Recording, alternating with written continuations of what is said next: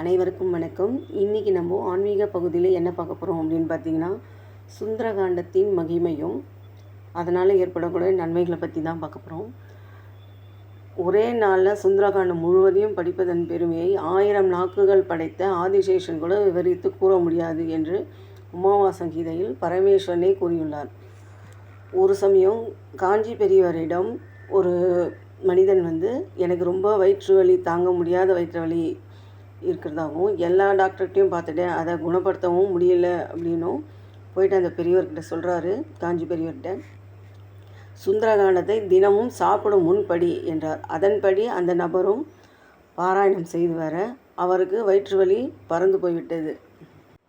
சுந்தரகாண்டத்தில் உள்ள ஒவ்வொரு சார்த்தமும் மாபெரும் மந்திர சக்திகளுக்கு இணையானது என்று ஆன்மீக பெரியவர்கள் கூறியுள்ளனர். சுந்தரகாண்டத்தை நாம் எந்த அளவுக்கு படிக்கிறோமோ அந்த அளவுக்கு பகவானை நெருங்குகிறோம் என்று அர்த்தம். சுந்தரகாண்டத்தை ஆத்மார்த்தமாக படித்து வந்தால் வாழ்க்கையில் உள்ள துக்கங்கள் முடிவுக்கு வந்துவிடும். சுந்தரகாண்டம் வாசித்தால் வாழ்வு வளம் பெறும், கஷ்டங்கள் தொலைந்து போகும். சுந்தரகாண்டத்தை தொடர்ந்து வாசித்து வந்தால் வாசிக்க மன வலிமை உண்டாகும்.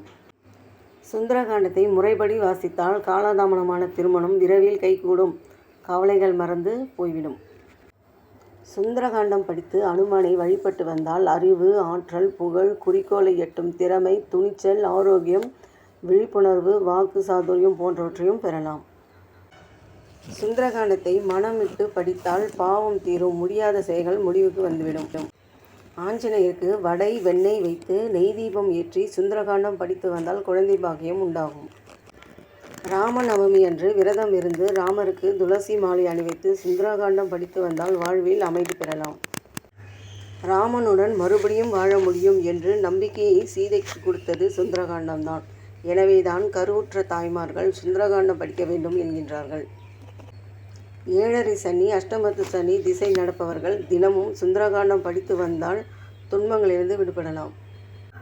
சுந்தரகாண்டத்தில் அனுமன் கடலை தாண்டுவதற்கு முன்பு சொன்ன ஸ்லோகத்திற்கு ஜெயபஞ்சகம் என்று பெயர். இதை சொல்லி வந்தால் வீட்டில் செல்வம் பெருகும். சுந்தரகாண்டத்தில் அனுமன் சீதையை கண்டுபிடிக்க அசோகவனத்துக்கு செல்லும் முன்பு கூறிய ஸ்லோகத்தை கூறி வந்தால் வெற்றி மீது வெற்றி உண்டாகும். சுந்தரகாண்டத்தை நீண்ட நாட்களாக பாராயணம் செய்பவர்களை விட்டு நவகிரக தோஷங்கள் முற்றிலும் அகலும். சுந்தரகாண்டம் படிப்பதன் மூலம் வேதம் சொல்லிய புண்ணியத்தை பெண்கள் பெற முடியும். ராமாயணத்தில் மொத்தம் 24,000 ஸ்லோகங்கள் உள்ளன. அதில் 2885 ஸ்லோகங்கள் சுந்தரகாண்டத்தில் இருக்கிறது. சுந்தரகாண்டத்தை எவர் ஒருவர் ஆழமாக படிக்கிறாரோ அவருக்கு தனது உண்மையான சுயரூபத்தை உணரும் ஆற்றல் கிடைக்கிறது.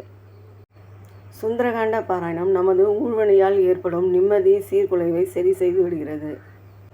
சுந்தரகாண்டத்தை நேரம் கிடைக்கும் போதெல்லாம் படித்தால் மனம் லேசாகிவிடும். சுந்தரகாண்டத்தில் 42ஆம் சர்க்கத்தில் 33வது ஸ்லோகம் முதல் 37வது ஸ்லோகம் வரை உள்ள ஸ்ரீ ஜெய பஞ்சகம் ஸ்லோகத்தை பாராயணம் செய்வதால் உடனே திருமணம் கைகூடும். ராமநவமி அன்று ராகவேந்திர சுவாமிகள் இயற்றிய சுந்தரகாண்ட ஸ்லோகம் கூறினால் மனதைரியம் உண்டாகும்.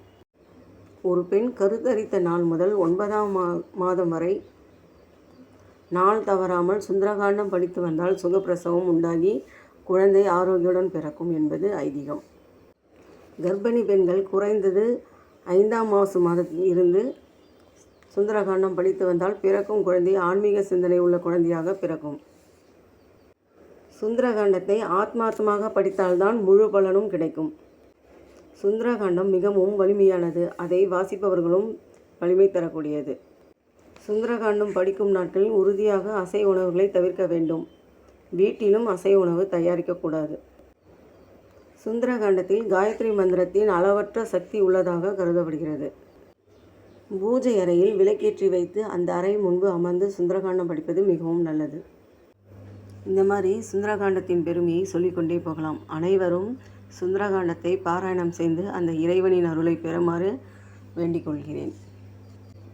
ஸ்ரீராம ஜெயம், ஸ்ரீராம ஜெயம், ஸ்ரீராம ஜெயம். ஓம் நம சிவாய. இந்த மாதிரி வீடியோலாம் உங்களுக்கு பிடிச்சிருந்ததுன்னா லைக் பண்ணுங்கள், ஷேர் பண்ணுங்கள் ஃப்ரெண்ட்ஸ். ஓம் நம சிவாய.